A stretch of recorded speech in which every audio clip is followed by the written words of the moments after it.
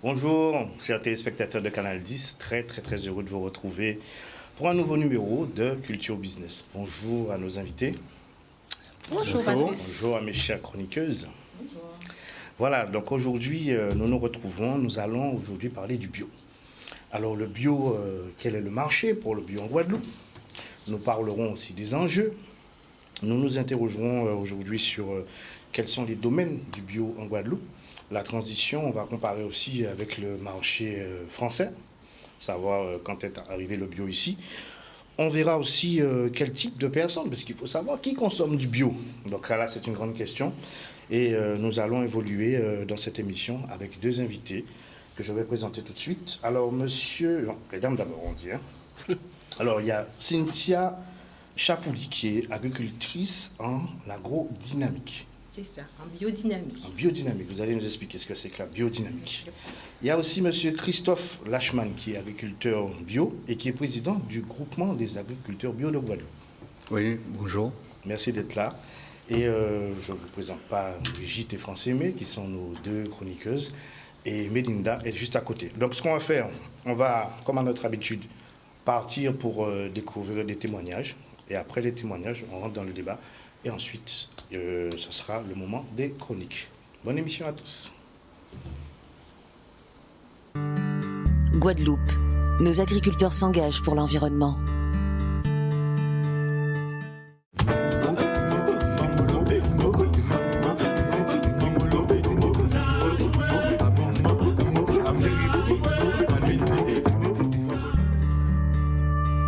Je suis agriculteur depuis 2005 parce que j'ai réalisé des études, un BTS agronomie tropicale, une spécialisation en agroécologie aux États-Unis. Et donc je me suis installé directement en bio. Le bio est une activité contrôlée, paramétrée par un organisme agréé. Nous, en l'occurrence, nous avons EcoCert, qui vient contrôler nos activités et nous respectons aussi un cahier des charges bio. Dans l'agriculture bio, la complémentarité, c'est de travailler avec la nature. L'utilisation d'intrants ne doit venir que de manière exceptionnelle. Donc nous allons essayer de comprendre comment fonctionne la nature et de bénéficier de tous les bénéfices que l'écosystème nous apporte. Donc par exemple, une légumineuse, les haricots, vont apporter naturellement de l'azote dans le sol. Par exemple, les coccinelles vont lutter naturellement contre les pucerons. Les chrysopes vont manger les thrips. Donc c'est dans ce cadre d'interaction avec les différentes espèces que l'agriculteur va travailler et provoquer le maximum d'interactions bénéfiques pour avoir de la production. Donc j'ai une technique que l'on appelle technique de non-labo où on arrive sur une parcelle carrément friche avec de l'herbe de Guinée ou de l'herbe de Para et on fait un sarclage au milieu, on réalise des trous, on place le compost et on plante direct. Et ensuite l'entretien des herbes qu'il y a autour, c'est soit avec la débroussailleuse ou soit avec une tondeuse. Donc il n'y a pas eu de retournement du sol avec une charrue ou une grosse machine. L'intérêt de tout ça, c'est de favoriser au maximum la biodiversité du sol. Donc en labourant, on va enlever un certain nombre de bénéfices de l'écosystème et l'agriculteur va devoir compenser avec ses intrants. Je suis président du GDA EcoBio, qui est une association qui regroupe les producteurs bio de Guadeloupe. Nous sommes 22 agriculteurs bio dans ce groupement. Et en Guadeloupe, il y a une quarantaine d'agriculteurs bio, de producteurs bio. Donc nous représentons à peu près la moitié des producteurs bio de Guadeloupe. Notre objectif, c'est de défendre la profession, de mettre en place des stratégies de développement autour de l'activité bio. Alors, on va partir pour le deuxième sujet. Là, c'était la partie plutôt maraîchage. Nous aurons juste après la partie élevage.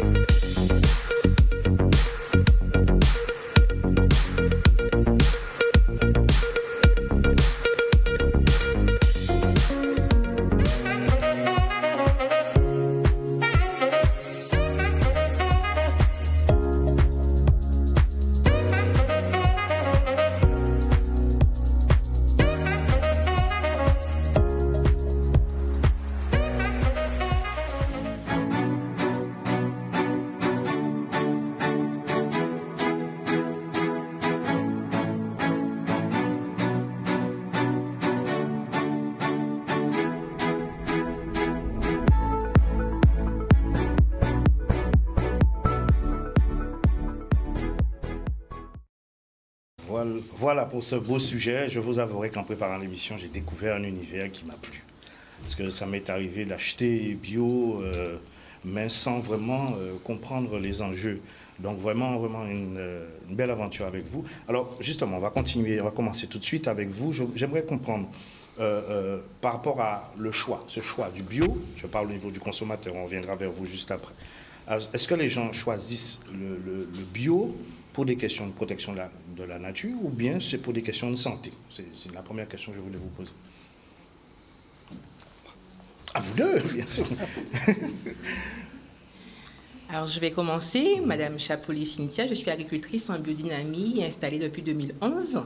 Et je remercie, avant de pouvoir commencer l'émission, remercier toute l'équipe de Canal 10 qui m'accueille aussi aujourd'hui ici sur cette belle thématique qui est l'agriculture biologique. Plaisir pour nous. Voilà. Effectivement, vous avez posé une question, est-ce que c'est pour la santé ou est-ce que c'est une question de goût, de sensation?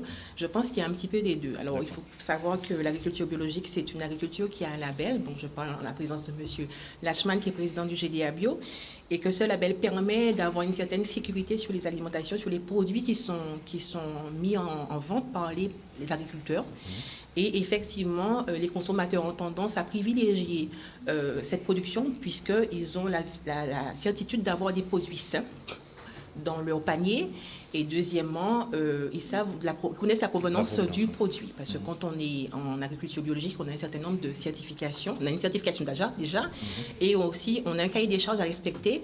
Et dans le cahier des charges qui est assez strict, il y a un certain nombre de réglementations à respecter. Donc, je pense que le choix de choisir les produits issus d'une agriculture biologique, ce sont des choix qui ont été bien réfléchis. Mais c'est vrai qu'avec toutes les crises que nous connaissons depuis un certain nombre d'années, la population, maintenant, les gens commencent un petit peu à se rapprocher, à vouloir manger sainement pour justement garantir une meilleure santé.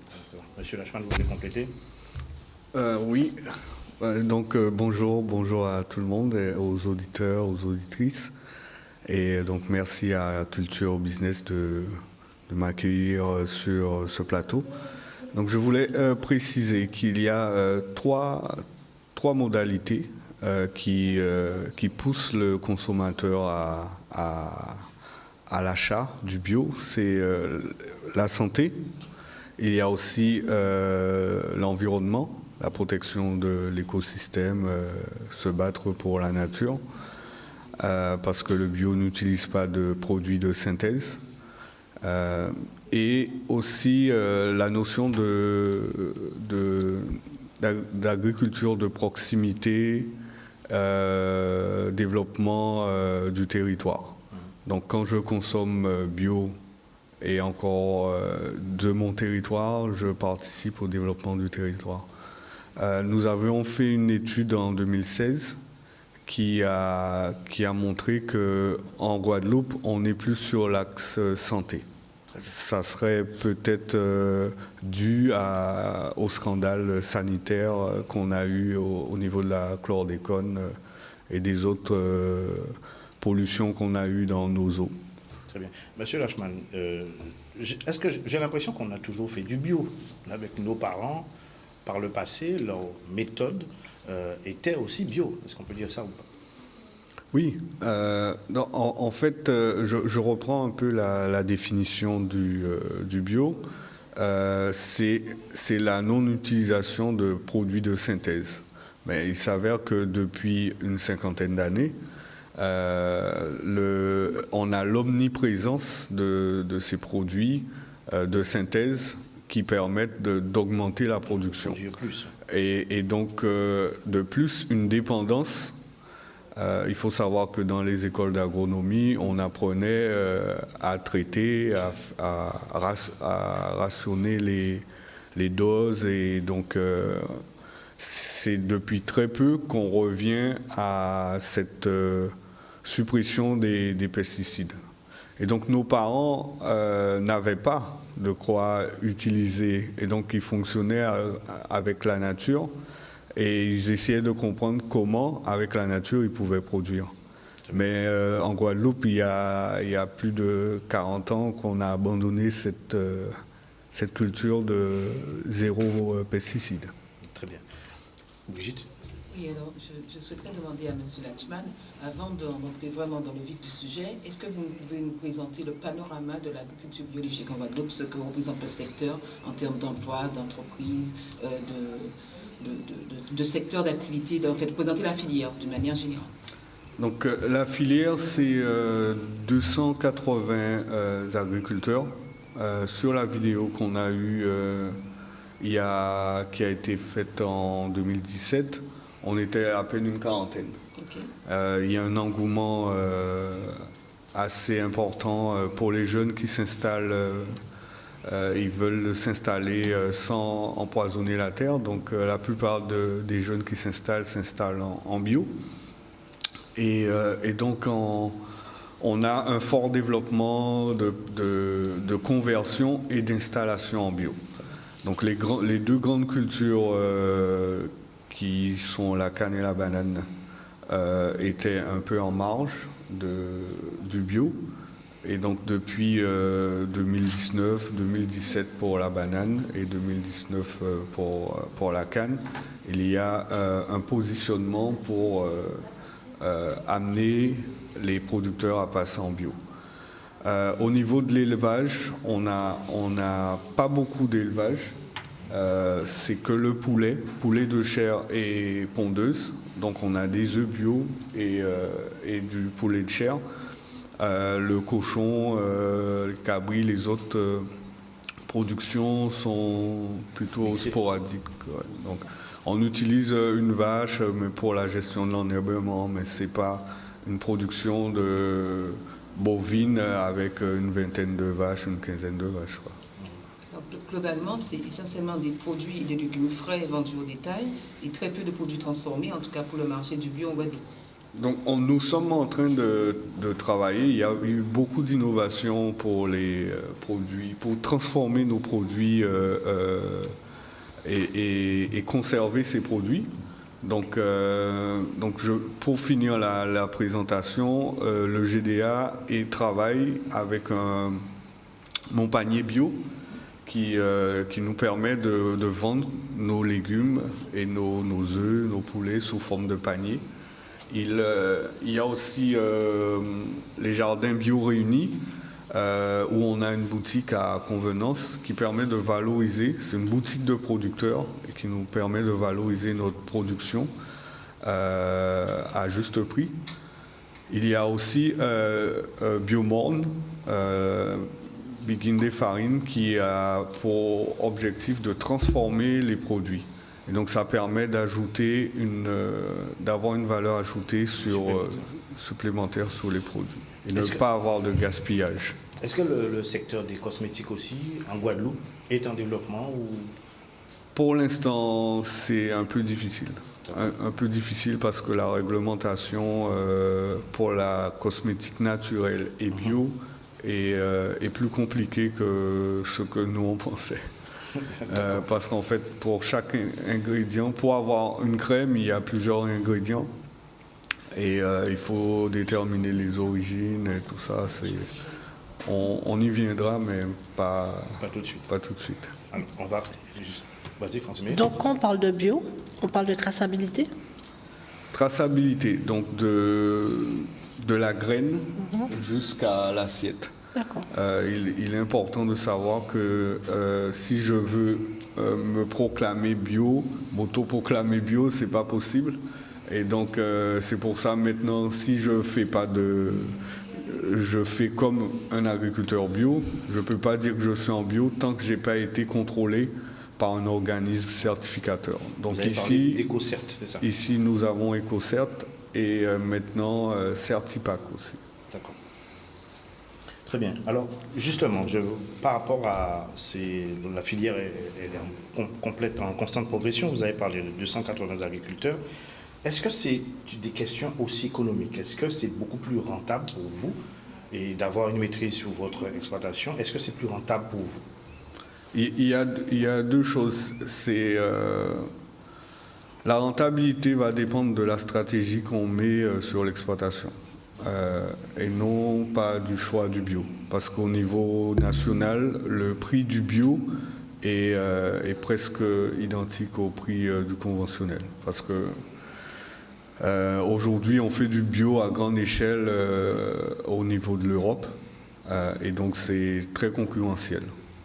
Donc, à titre d'exemple, la banane bio du Costa Rica ou d'Amérique du Sud est du même prix que la banane produite localement et qui n'est pas produite en bio. Voilà, c'est parce que le secteur est concurrencé, il y a des freins. Nous allons revenir sur ça. Je vais me retourner vers Mme Chapouli pour lui demander justement, vous avez dit déjà le mot l'agriculture biodynamique. Est-ce que vous pouvez expliquer ce que c'est? Alors, l'agriculture biodynamique, c'est un concept qui a été lancé par un anthropologue, M. Rudolf Steiner, il y a de nombreuses années. Et le principe de l'agriculture biodynamique, c'est de considérer la plante dans son ensemble. C'est-à-dire qu'on ne décide pas d'aller sur une exploitation et de commencer à planter sans tenir compte de son environnement, sans tenir compte de la biodiversité. Et quand on est en biodynamie, alors moi je considère la biodynamie comme la petite sœur de l'agriculture biologique, puisqu'il faut d'abord passer par le cheminement de l'agriculture biologique pour avoir après une certification qui s'appelle la certification Déméter qu'on obtient après avoir fait le cheminement de l'agriculture, enfin les démarches pour l'agriculture biologique. C'est moins contraignant parce qu'il n'y a pas de cahier des charges, mais il y a des principes. Donc l'idée de la biodynamie, c'est une façon d'être. C'est une façon de considérer son exploitation dans son ensemble, en préservant son environnement, en préservant sa biodiversité et en ayant une façon de cultiver qui permette de, à la fois, travailler avec l'ensemble des plantes qui sont sur le secteur, enfin sur la plantation. Alors de faire à la fois avec les plantes adventistes, qui existent, oui, de faire à la fois avec les plantes adventistes, de travailler aussi avec les bio. Qu'est-ce que vous appelez les plantes adventistes? Alors les plantes adventistes, ce sont les mauvaises herbes. Voilà, ce sont les mauvaises herbes. Et la biodynamie, je ne connaissais pas la biodynamie. Vous allez fâcher déjà, attention. Ah non, mais il faut savoir planter et il faut savoir respecter son environnement. Et c'est vrai que l'agriculture biologique, quand on est en agriculture biologique, on apprend à respecter sa biodiversité. Et toutes les mauvaises herbes ne sont pas désagréables pour une plantation. Moi, je suis en production de groseilles depuis 2011 et je peux vous dire qu'il y a des plantes adventistes qui font énormément de bien à mes groseilles. Alors, je vais vous expliquer pourquoi. Je vais prendre le cas de mon installation qui a eu lieu en 2011. Dans le cadre de ma préparation pour devenir exploitante agricole, j'ai préparé un brevet responsable d'exploitation agricole au CFPPA du Lamentin. Il a fallu que je fasse un stage en entreprise. Je suis allée, donc j'ai choisi un agriculteur et je ne connaissais pas la biodynamie. J'ai dit, tiens, biodynamie, bio, ça me tente. Alors je suis allée, j'ai cherché des agriculteurs qui étaient installés, je suis allée vers un monsieur qu'on connaît très très bien, Monsieur Vouto Ismaël, d'ailleurs, c'est lui qui m'a lancé un peu dans la groseille. Et quand je suis arrivée, c'est pour ça que je vous dis que la biodiversité et l'environnement est important. Quand je suis arrivée sur son exploitation, je me suis dit, mais où je suis? Alors j'ai vu une exploitation, effectivement, avec des plantations de bananes, il y avait du manioc, il y avait un petit peu de patates douces, il y avait un petit champ de groseille, et il y avait beaucoup d'herbes. Je me suis dit, c'est pas normal. Donc je me suis approchée. Je l'ai rencontré, il m'a dit, je suis en biodynamie, je vais te montrer ce que c'est la biodynamie, Madame Chapouli. Et effectivement, j'ai vu dans son exploitation qu'il y avait un certain nombre de plantes qui avaient des bénéfices pour ces productions. Et pour moi, pour vous donner un exemple concret, quand je plante de la groseille, et par exemple, je suis dans des périodes où il y a une pluviométrie qui est importante, eh bien, certaines plantes adventices, en poussant, quand on a la groseille, on commence déjà, on a le port du fruit, certaines plantes permettent justement d'éviter que les calices de la groseille se remplissent d'eau et pourrissent le fruit. Et il y a certaines plantes aussi, par leur odorat, évitent à un certain nombre de bioagresseurs d'attaquer vos productions. Donc il y a le rôle des coccinelles et puis de tous les petits insectes qui font aussi un rôle important pour la préservation de la biodiversité, mais avec tous les produits qu'on utilise, on les voit de moins en moins, c'est-à-dire les abeilles, les coccinelles et tout. Mais quand on a dans son exploitation un certain nombre de plantes, d'arbustes, qui ne sont pas forcément nécessaires à la production, mais à un moment donné, on les garde parce que pourquoi elles ont un rôle à jouer et pour la groseille, j'en ai besoin. Donc c'est pour ça que je dis la biodynamie, c'est un ensemble, on tient compte de sa biodiversité. Alors ça ne veut pas dire que je ne fais pas de désherbage, hein. Ça ne veut pas dire que toutes les plantes adventices sont bonnes à garder, mais elles sont sélectionnées, mais il faut encore connaître quelles sont les bonnes et les mauvaises plantes adventistes. On parle aussi des insectes, il y a une relation aussi qui se joue. Il y a une corrélation, effectivement, entre avec... les... Voilà. Je ne sais pas si M. Latchman pourra appuyer et me dire, mais moi, je sais qu'au niveau de la biodynamie, je me sens bien. Et en plus, vous parliez tout au début des anciens. En fait, quand la biodynamie, c'est planté différemment. C'est planté comme nos grands-parents faisaient.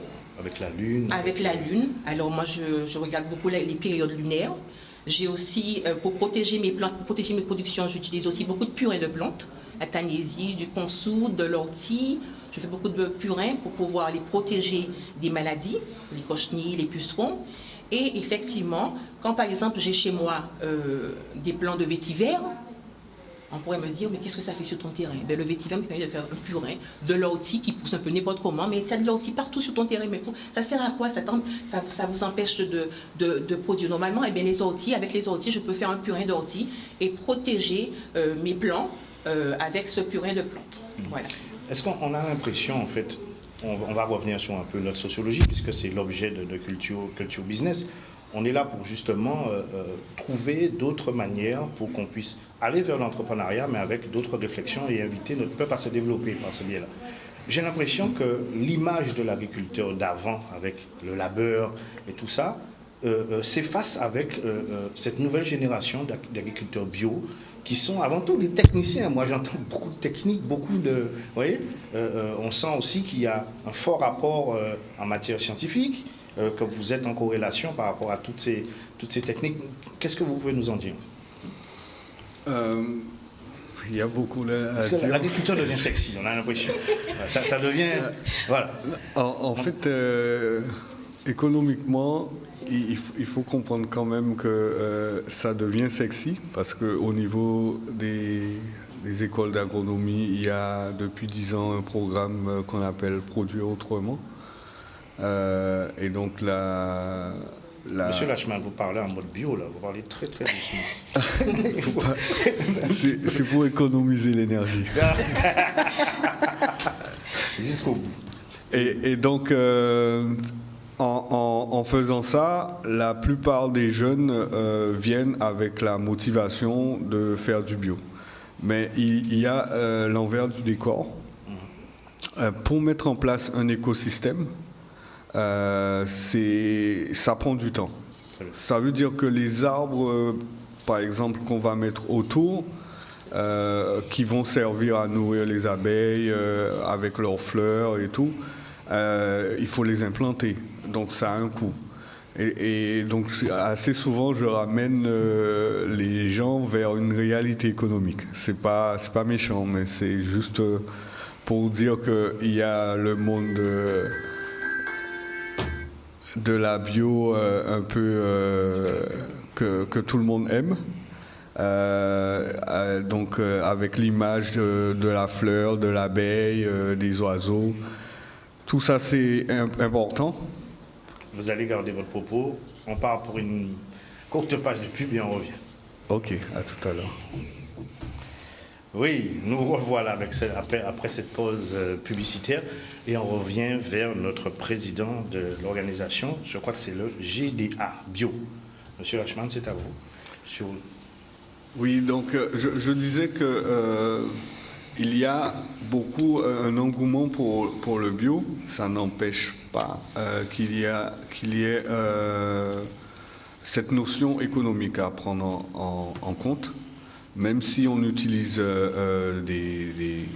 l'écosystème, ça a un coût.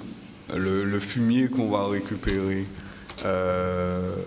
dans la savane pour faire du vermicompost, c'est gratuit, mais c'est un coût de mise en place.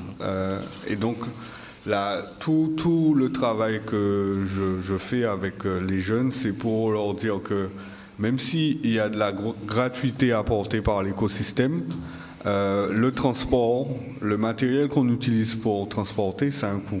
Il y a des investissements autour. Il y a des échanges entre cette génération qui est déjà installée, qui a déjà le cycle mis en place, et ces jeunes qui arrivent. C'est le fort de... Échange de produits, je parle, pour les aider à... C'est le fort du groupement des agriculteurs bio, c'est que nous, on fait de la formation de paysan à paysan. Donc les fermes sont ouvertes. Ah ouais. Et donc les paysans un peu plus expérimentés forment les plus jeunes. Et vice-versa, s'il y a un jeune qui a trouvé, innové, l'innovation est partagée. Et ça, en fait, c'est quelque chose de nouveau. Il n'y a plus la science infuse des sciences des scientifiques, mais on a cette notion de partage où tout le monde est acteur scientifique parce qu'il connaît son territoire, son exploitation, son écosystème. C'est en perpétuelle évolution aussi, C'est puisqu'on a ça. de nouveaux apports. Brigitte? Alors justement, on parle de formation. Est-ce qu'au lycée agricole de Guadeloupe, il y a une orientation vraiment pour la culture, le développement de la culture biologique sur notre territoire, dans le cadre des enseignements qui sont proposés? Donc, comme je disais, le programme est tourné autour de l'agroécologie. Donc, le programme Produire autrement. Il n'y a pas de formation intitulée agriculture biologique, mais le lycée agricole est certifié bio. Et donc, on apprend les techniques du bio sur l'exploitation du lycée, par exemple. Et la plupart des formations sont sur du zéro intrant chimique. Et donc nous intervenons en tant qu'agriculteurs et experts dans les formations au niveau des jeunes, bac, BTS et même licence. D'accord. Est-ce qu'il y a un volet aussi gestion de ces exploitations? Parce qu'on sait aussi que nous avons très souvent pêché sur ces questions. Oui, moi je suis un peu à cheval dessus. Parce qu'un jeune vient avec un projet, il faut qu'il aille présenter son projet pour avoir la dotation jeune agriculteur. Donc il faut qu'il aille présenter un projet économique. Et donc on ne peut pas faire fi de cette partie. Et donc il faut que économiquement le projet soit viable. Et donc, mettre en place ces investissements, calculer l'amortissement de ces investissements, tout ça, ça doit être maîtrisé ou connu par le porteur de projet. C'est vrai qu'avant, je te donne la parole, c'est qu'on parle d'une habitude où on récupérait le terrain de maman, de papa qui était exploitant agricole. Et souvent, c'était souvent une voie de garage, on va apprendre l'école ou qu'il y a un tel là. Donc, il faut qu'on se dise les choses. Le schéma évolue, Je pense que le schéma il faut qu'on se évolue. dise les choses. Et maintenant, c'est un plaisir de voir que ça change et qu'au contraire, François-Aimé, tu voulais dire quelque chose? Oui, je voulais poser la question à M. Christophe Lachman en disant que, vu que le secteur est sans cesse en évolution, quel accompagnement que vous avez au niveau de la Chambre d'agriculture, de la DAF, etc., pour ça? Au niveau, tout le monde est dans une phase d'évolution. On ne conseille plus comme avant. Par exemple, en chambre d'agriculture, on avait des conseillers qui donnaient l'information. Aujourd'hui, le conseil, c'est plus l'interaction. Et c'est créer des pépinières d'innovation. Et on n'est plus sur moi, je vous donne une recette et ensuite vous l'appliquez. Avant, c'était comme ça, il y a une vingtaine d'années, le technicien passait, est-ce que vous avez respecté les protocoles, les itinéraires techniques avec les différents passages? Aujourd'hui, le technicien, il vient accompagner le porteur de projet dans sa dimension d'innovation. Et le porteur de projet est encore plus au centre qu'avant, parce que c'est lui qui va avoir la capacité de prendre des décisions. C'est pas quelqu'un qui va dire fais tel ou tel choix. C'est à partir de l'observation des données le technicien va lui apporter et qui va dire je fais le choix ou pas. Très bien. Et juste pour finir, oui. Entre deux agriculteurs, on aura des choix différents parce qu'on a des objectifs différents, des stratégies différentes. Et même la famille est intégrée dans le système même de décision. Alors, on a vu le pourquoi les gens choisissent le bio. Maintenant, je vais me retourner vers vous, Cynthia. On est familier maintenant, vous avez vu. Donc, je voulais vous demander qui consomme bio? Quels sont vos clients? Est-ce que souvent on entend dire que le bio c'est cher? Quel est votre type de clientèle? Alors, je vais rejoindre à 100% les propos de M. Lachman, vérité, et je vais dire la vérité, je suis là pour dire la vérité. Et je suis en production de groseille sur une période bien donnée, sinon je suis en production maraîchère, en diversification. Et la typologie de ma clientèle, c'est un petit peu tout le monde. Alors j'ai des personnes qui ont envie de consommer des produits sains. Ils me disent, je veux manger de bonnes choses. Je veux savoir d'où les produits sortent et comment vous les plantez. Donc, il y a ces personnes-là qui sont intéressées pour manger des produits sains. Il y a d'autres personnes qui me disent, du moment que... Alors, c'est par affinité, on sait que voilà, l'exploitant est sérieux, il a quand même une rigueur concernant la tenue de son exploitation. Comme disait M. Lachman, on ne devient pas agriculteur maintenant. Je décide, je me lève le matin, je vais être agriculteur et faire n'importe quoi. Il y a quand même des stratégies, il y a quand même des données à avoir et une formation à acquérir pour pouvoir devenir un bon exploitant agricole. Alors moi j'aime bien agriculteur pour le côté paysannerie et exploitant agricole pour dire qu'il y a quand même des techniques et une comptabilité, un suivi de l'exploitation à tenir du moment qu'on s'est déclaré au niveau de la chambre de l'agriculture. Donc ma clientèle elle est diverse. Il n'y a pas spécialement des gens qui me disent qu'ils viennent pour du bio. Alors je suis en biodynamie. La biodynamie c'est pour moi la petite sœur de l'agriculture bio. J'ai tout simplement une clientèle qui a envie de manger sainement et qui a envie de simplement savoir d'où vient sa production. Alors, l'agriculture biologique, c'est une agriculture qui commence, maintenant, M. Lachman l'a dit, une quarantaine d'exploitants maintenant qui se sont intégrés.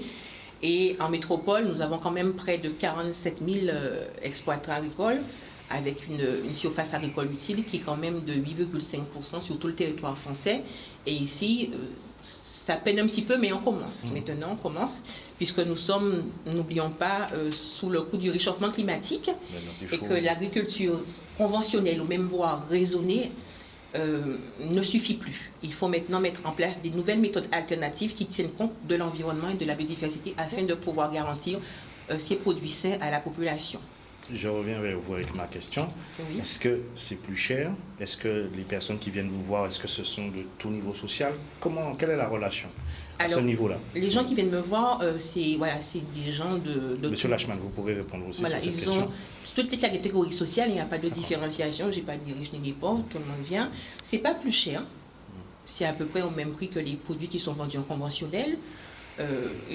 On est presque des fois obligés, et ça je parle sous le couvert de M. Lachman, à mettre en place des prix qui soient concurrentiels dans la mesure où maintenant quand on voit les produits qui sont destinés au bio, quand ils viennent de l'extérieur, on dit bio mais on n'a pas le cahier des charges qui est réglementaire au niveau des normes européennes. Les produits qui viennent par exemple des îles de la Caraïbe n'ont pas forcément les mêmes normes bio que les normes françaises ou européennes. Donc du coup on se dit bio et ils mettent des produits qui sont concurrentiels et on est obligé, nous, agriculteurs, pour pouvoir éventuellement vendre notre production, pas ajuster nos prix, mais faire en sorte que le consommateur puisse pouvoir se retrouver.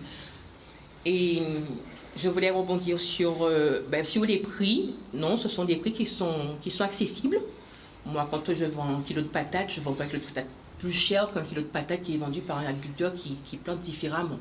Voilà. Alors, je peux peut-être, par rapport à un certain nombre de données que j'ai et de suivi de techniques que je mets en place sur ma production, dire par exemple, je vais te vendre un kilo de patates, je dis une bêtise, 1,50 € ou 1,80 €, peut-être mettre 20-30 centimes, mais ça, c'est pas grand-chose sur le prix. Sur la généralité, c'est pas grand-chose. Je crois que les prix sont relativement stables et que c'est vrai que quand on dit bio, les gens pensent que c'est toujours plus cher ou c'est toujours... oui, voilà. C'est l'idée mais non, c'est pas du tout ça. Alors, on reste sur la consommation. Quel est le coût moyen de panier de produits frais d'une manière générale? Une fourchette à peu près. Un panier moyen? Oui, panier moyen. Oui. Alors, moi je dirais, quand j'ai par exemple un petit peu de diversification, dans mon panier j'ai quelques produits, pour 20 €, l'agriculteur a quand même un panier intéressant. Il peut avoir de la patate douce, il peut avoir des concombres, il peut avoir de la salade, des tomates, il peut avoir quand même l'ensemble des produits, enfin pas l'ensemble, mais une bonne spécificité au niveau des produits maraîchers, et il peut avoir quelques produits aussi vivriers. Voilà. Mais ça dépend du besoin du consommateur. Parce qu'il y a des gens aussi qui viennent, qui me disent, bon, nous, on veut acheter, on ne veut pas acheter toutes les semaines, qui viennent directement quand le consommateur vient directement sur l'exploitation, il achète régulièrement. Donc, il n'a pas besoin d'avoir peut-être la contenance de ce que quelqu'un vient pour 2 semaines, 3 semaines. Donc, le prix change. Mais le panier moyen, il est globalement comment dire ça à la disposition, accessible à tout consommateur. Voilà. Alors, je vais me retourner vers M. Lachman et on va bientôt devoir conclure, puisque il y a un certain nombre d'enseignes qui proposent de la consommation des produits bio, beaucoup de produits d'importation. Vous avez parlé de vos filières de diffusion qui sont plutôt une relation entre le producteur et vous-même. Ce sont des organisations, vous avez parlé, vous allez les citer encore pour, à la fin en guise de conclusion. J'aimerais savoir en fait, parce que quand on va dans ces structures, on a l'impression effectivement qu'il y a des prix qui sont très chers. Monsieur Lachman. Oui, après... Est-ce que le producteur de Guadeloupe dépose aussi ses produits dans ces fameuses enseignes ou quelle est la différence? Donc, au niveau des magasins spécialisés, un peu bio, diététique et tout, il y en a beaucoup qui s'ouvrent en Guadeloupe. Énormément. Et donc, ça veut dire aussi qu'il y a une demande. Tout à fait. Il y a une demande. Malheureusement, en fait, la dernière étude qu'on a fait en 2017, on représentait moins de 10% du chiffre d'affaires global de ces magasins. Quand vous dites on, vous parlez les produits locaux bio. Très bien. Les produits locaux bio. Et donc, au niveau... d'ailleurs, c'est pour ça que nous, on souhaite... on a créé nos magasins pour valoriser et diminuer les coûts et diminuer les marges qu'il y a entre l'agriculteur producteur et le client final. D'accord. Donc il y a des combats à mener, c'est ça? Il y a des combats à mener pour le local. Le local bio souffre pareillement que le local non bio, quoi. Mais oui, je vais rebondir aussi sur le local bio parce que ça m'a fait tilt quand il m'a dit souvent qu'on confond bio et local. Oui. Tous les produits locaux ne sont pas forcément des produits bio. Comme je disais, la production biologique est quand même à un label, une certification, un cahier des charges. Et c'est vrai que quand les gens disent des produits locaux sur les agriculteurs, les revendeurs autour, nous avons des produits bio. Ça ne veut pas dire que le produit, il est bio. Très bien. Et ça ne veut pas dire qu'il a respecté toutes les réglementations de l'agriculture biologique ou des sœurs biodynamiques ou permaculture. La permaculture vient après, mais il faut faire attention quand on dit produits locaux. Très bien. Bon, on va malheureusement devoir s'arrêter. C'est la deuxième partie de l'émission qui va commencer. Alors, je vais rappeler que nous étions avec M. Christophe Lachman, qui est agriculteur bio et président du groupement des agriculteurs bio de Guadeloupe. Est-ce que vous avez un numéro de téléphone? Est-ce que vous êtes sur les réseaux sociaux? Comment on fait pour entrer en contact avec vous? Donc, nous avons le site Mon Panier Bio Guadeloupe. Si quelqu'un souhaite acheter un panier. C'est en livraison aussi? Vous faites des livraisons aussi? Il y a des livraisons. On peut acheter en ligne et donc réserver son panier. Donc, le panier mix, par exemple, il fait 25 €. Autour d'une dizaine de kilos de produits diversifiés, des feuilles, des racines, des fruits et des fruits de saison, quoi. Un mot de conclusion, M. Lachman. Donc, en conclusion, merci encore de m'avoir reçu. Et nous pensons que la Guadeloupe va faire le grand virage pour le bio. Parce que il y a le bio, parce que nous sommes contraints à diminuer nos intrants, nos produits, et diminuer nos dépendances à l'extérieur, et innover pour produire localement avec nos ressources et montrer que nous sommes un territoire propre. Très bien. Il est bien ce type. Hein. Très bien. Salut la main, franchement. Madame Chapouli.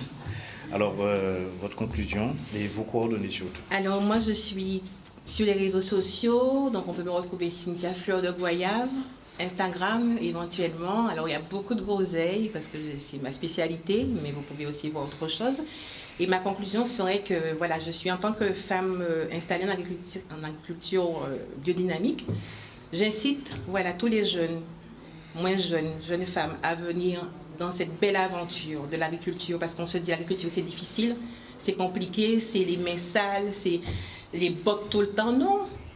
Voilà. J'en suis un exemple. Il faut venir parce que le pays a besoin de femmes dans le monde de l'agriculture. Notre Guadeloupe a besoin d'avoir des techniciens à la fois dans le bio, mais à la fois dans notre production, toutes les diversifications que nous mettons en place depuis un certain nombre d'années. Je crois que M. Latchman a été un peu timide. Il n'a pas voulu faire un appel à tous les agriculteurs qui ont envie de se reconvertir, qui ont envie de donner cette belle dynamique à l'agriculture biologique. Je les invite à venir parce que c'est un monsieur qui est très accueillant. J'ai commencé d'ailleurs un cheminement de certification bio. Et ils sont sérieux, ils font un travail pas facile. Et voilà, venez vous rejoindre cette belle équipe. Venez dans le métier, formez-vous, puisque maintenant on peut se former. Il y a tout ce qu'il faut en Guadeloupe pour devenir un bon agriculteur, un bon exploitant. Merci à Canal 10, merci à l'équipe de Culture Business de nous avoir reçus aujourd'hui. Et puis, en espérant que nous avons répondu. Vous êtes venu avec votre maman, elle était dans le travail. Je suis venue avec ma maman parce qu'elle n'avait jamais assisté à... Non, est-ce que c'est elle qui vous a transmis? Non, alors pas du tout. D'accord. Pas du tout, parce qu'avant de m'installer en agriculture, je suis restée 10 ans dans l'administration territoriale. Et un beau jour, j'en ai eu marre des bureaux. Reconversion professionnelle. Je me suis reconvertie avec une solide formation, un BPERA, un CS en agrotransformation et un titre d'animateur de tourisme. On vous invitera la prochaine fois parce que l'émission est et j'ai oublié, je vous ai emmené un petit jus de groseille afin que vous puissiez vous désaltérer. Oh là là, mais montrez-le. Voilà, donc je fais aussi des produits. Alors, du jus de groseille pays, je fais de la confiture, je fais de la vinaigrette, je fais aussi des petits ponts, je ne me rappelle pas. Donc, Sissi Galante, parce que l'exploitation en biodynamie est installée à Saint-Louis-de-Marie-Galante. Très bien. Voilà, et j'ai aussi une petite production sur le Lamentin en Guadeloupe, de canne à sucre. Bravo, voilà. Bravo à vous. Donc, félicitations et bonne continuation. De toute façon, on va revenir sur ces sujets parce qu'il faut continuer à installer la culture business. On va se retrouver tout à l'heure pour les chroniques. Alors, la petite vidéo de présentation et on revient tout de suite avec nos chroniqueuses.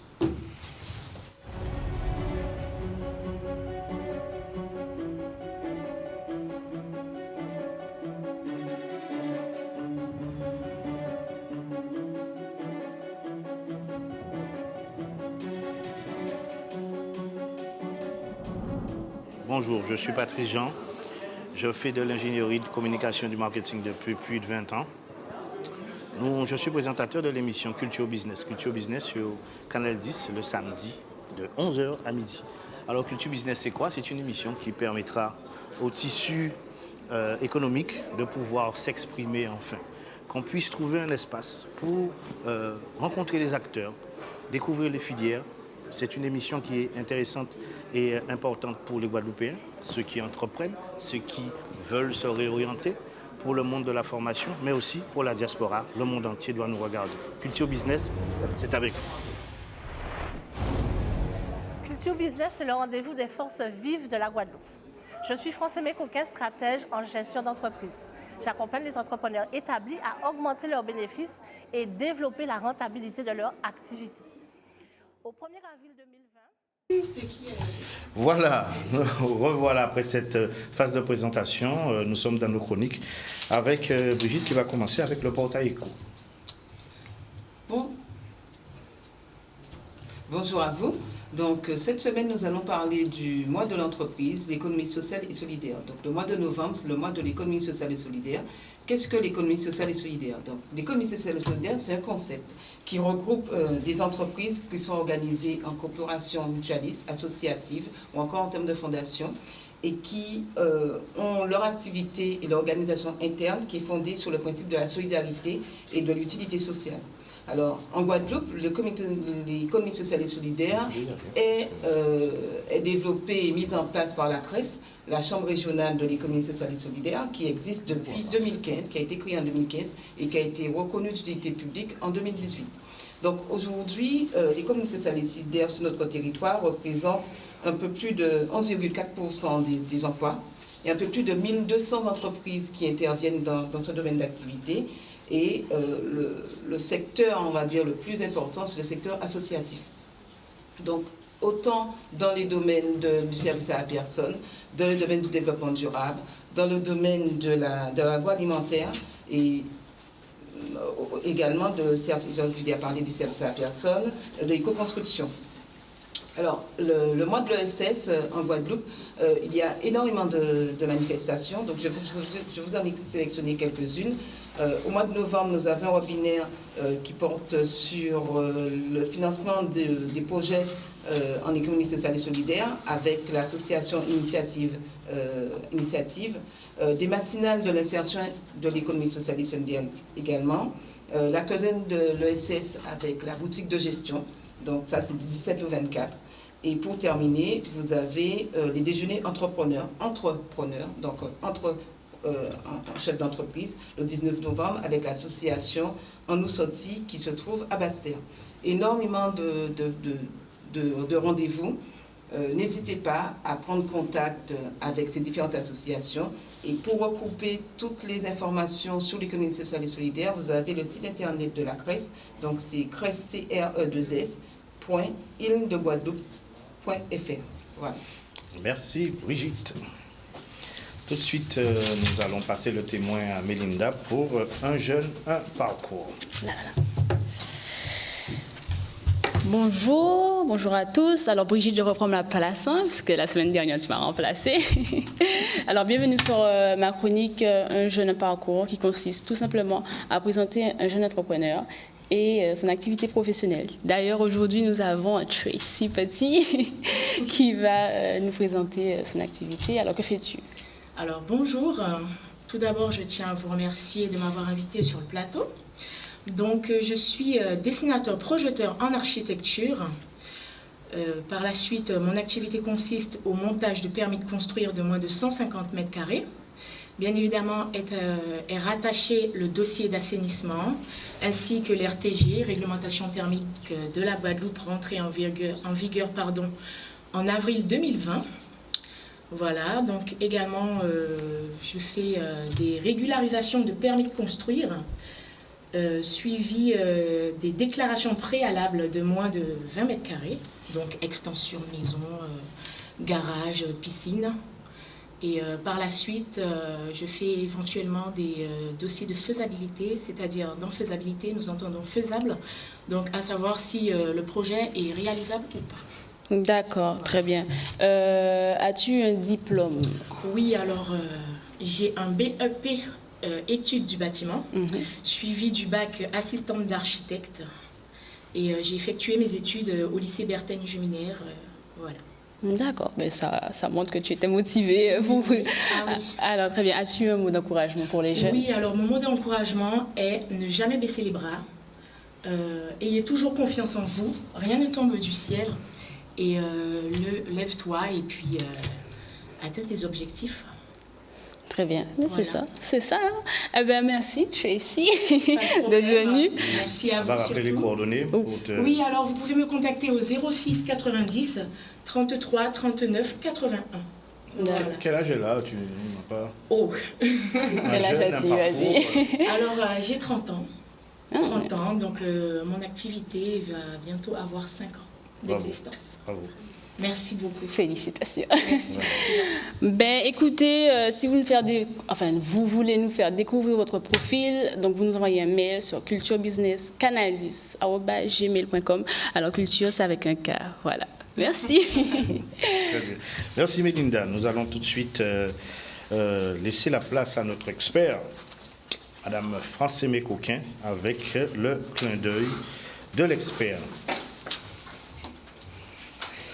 Bonjour à tous, bonjour Patrice et bonjour aux téléspectateurs. J'ai le plaisir de recevoir aujourd'hui Éléonore Ekodo. Éléonore, est-ce que tu peux nous présenter les grandes lignes de ton fameux concept de mentorat? Oui, avec grand plaisir. Merci à vous de me recevoir sur le plateau de business, de culture business sur Cannabis. Donc, les grandes lignes, mon concept d'accompagnement en retour à la terre, c'est ça, les grandes lignes.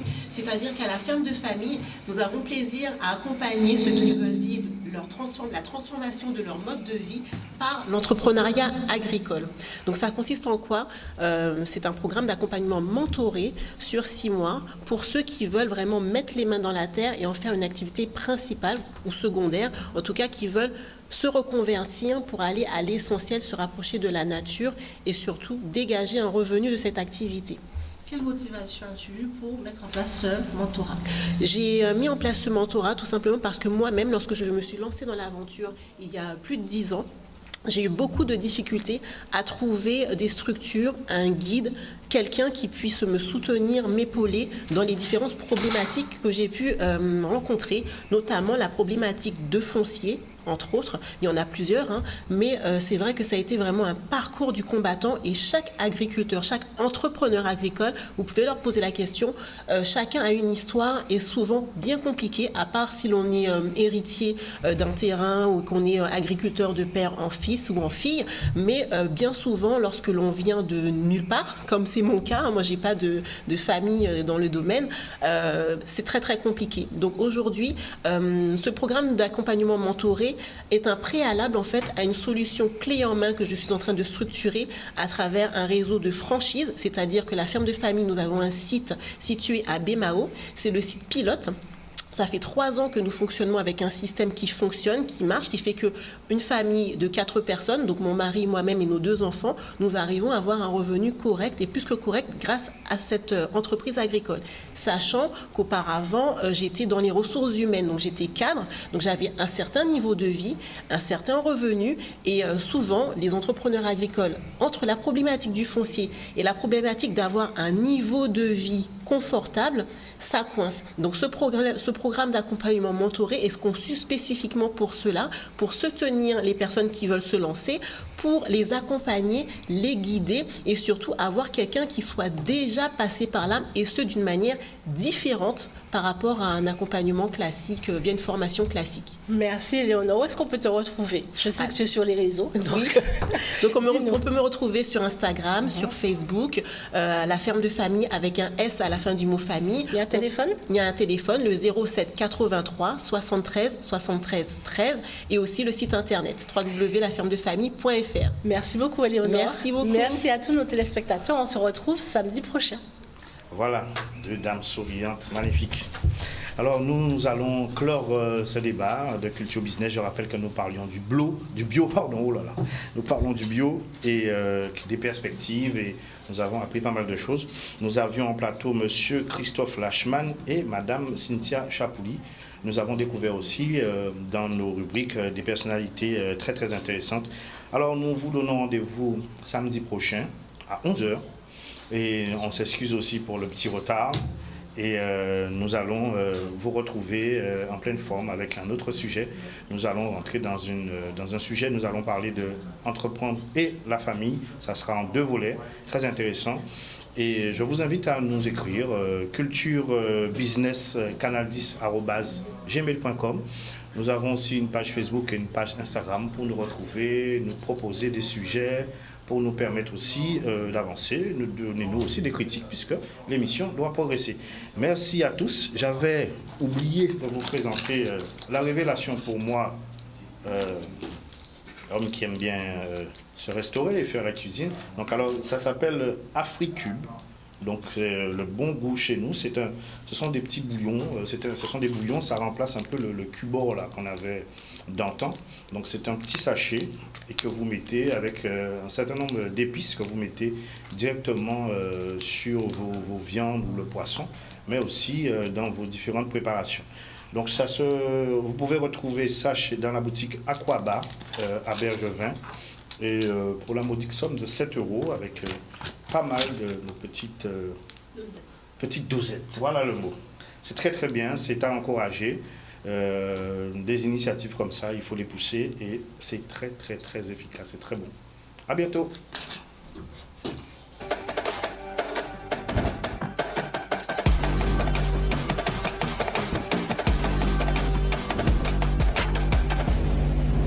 Jungle.